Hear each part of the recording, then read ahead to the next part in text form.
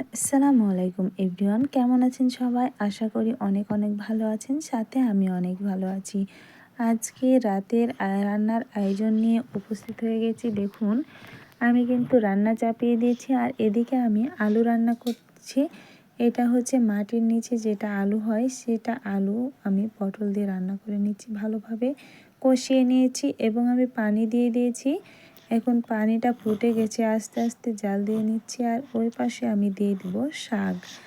আর এটা কিন্তু সরিষার শাক দেওয়ার জন্য আমি পানি দিয়ে দিলাম।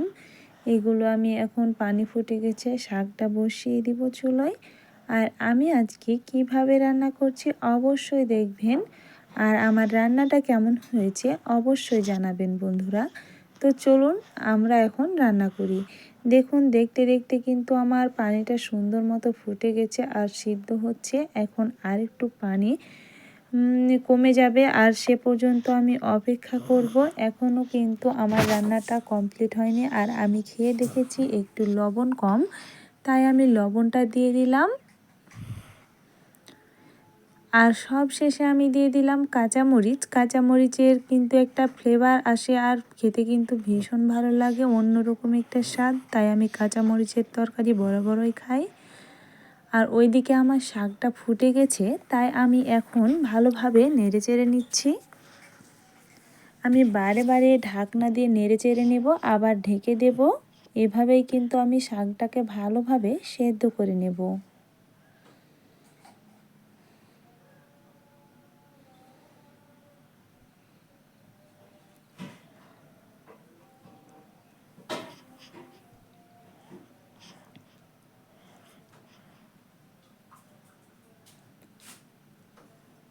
দেখুন আমার রান্নাটা কিভাবে আমি রান্নাটা করছি।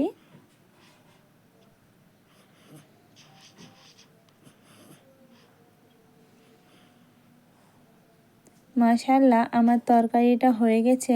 আর আমি এখন শাক তেলে দেওয়ার জন্য পেঁয়াজ, রসুন আর মরিচকে ভালোভাবে ধুয়ে নিব আর কেটে নেব। প্রথমে আমি মরিচগুলোকে কেটে নিচ্ছি।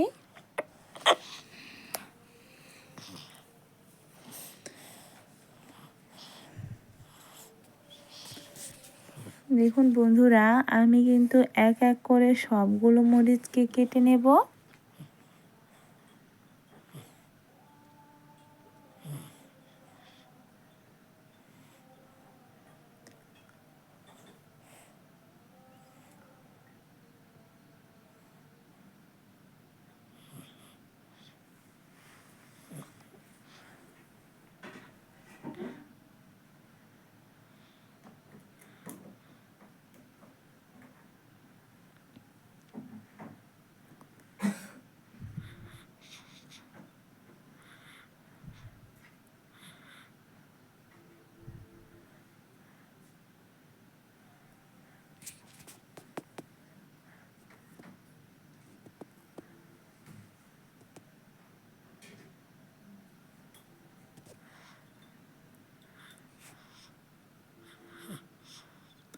মাশাআল্লাহ, আমার মরিচ কিন্তু কাটা হয়ে গেছে। এখন আমি রসুনগুলোকে কেটে নেব।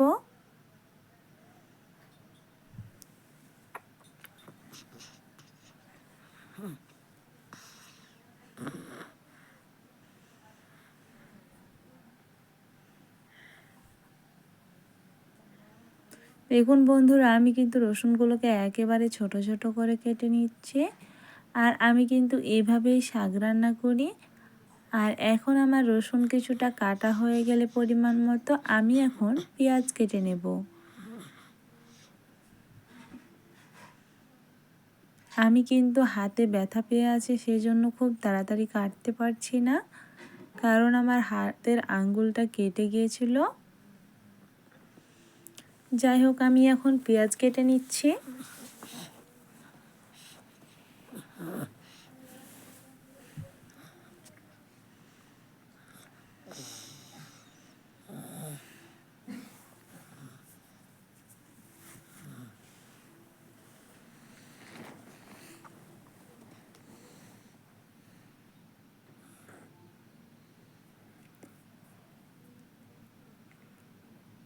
আমি কিন্তু কখনো মাটির চুলোয় রান্না করি, কখনো আমি গ্যাসের চুলোয় রান্না করি। যখন যেখানে সুবিধা মনে হয় তখন সেখানেই রান্না করি, কারণ আমার ছোট বাচ্চা আছে। দেখুন আমার কিন্তু পেঁয়াজ কাটা অলরেডি শেষ হয়ে গেছে। এখন আমি একটা চুলোতে প্যান বসিয়ে নিলাম, আর প্যানে আমি এখন তেল দিয়ে দিব পেঁয়াজ কুচি দিয়ে। ভালো করে শাকটাকে তেলে দেওয়ার জন্য ভালোভাবে আমি পেঁয়াজ কুচিগুলো লাল করে নিব। দেখুন আমি পেঁয়াজ কুচি দিয়ে দিয়েছি।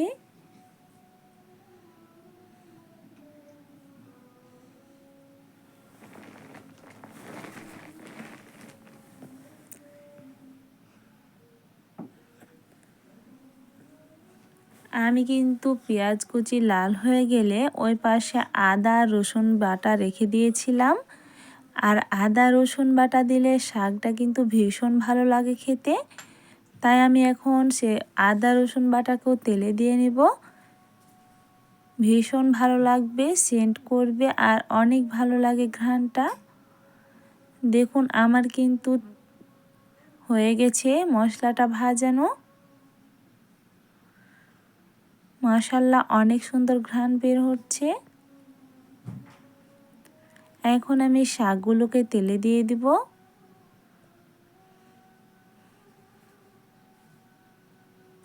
কিছুক্ষণ নেড়ে চেড়ে নেব আমি।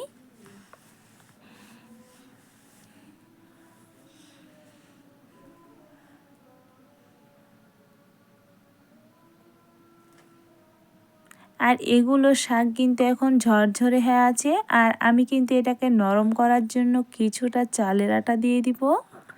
আর ভালোভাবে আমি ঢাকনা দিয়ে এখন ঢেকে রেখে দেব। আর আস্তে আস্তে জাল দিয়ে সুন্দরভাবে আমি শাকটাকে নেড়ে চেড়ে নেব, আর ভালোভাবে মালিশ করে নেড়ে চেড়ে নেব যাতে ভেতরের দলাগুলো ছুটে যায়। দেখুন আমার চালের আটাটা দেওয়া হয়ে গেলে আমি আবারও নেড়ে নিচ্ছি। এখন কিন্তু চালের আটাটা দেওয়ার পরে অনেকটা নরম হয়ে গেছে, আর আমার লবণ কম হয়েছে বিধায় আমি আবারও কিন্তু একটু লবণ দিয়ে নিলাম।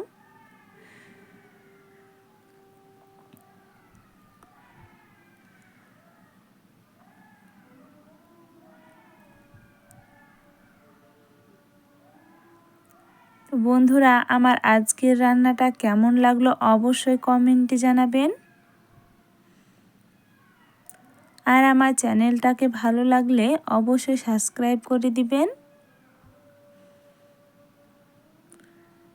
আজকে এ পর্যন্ত, সবাই ভালো থাকবেন, সুস্থ থাকবেন। দেখা হবে পরবর্তী কোনো ভিডিওতে।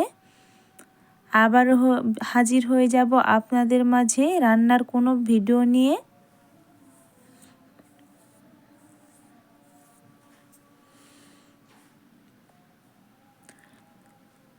আসসালামু আলাইকুম, আল্লাহ হাফেজ।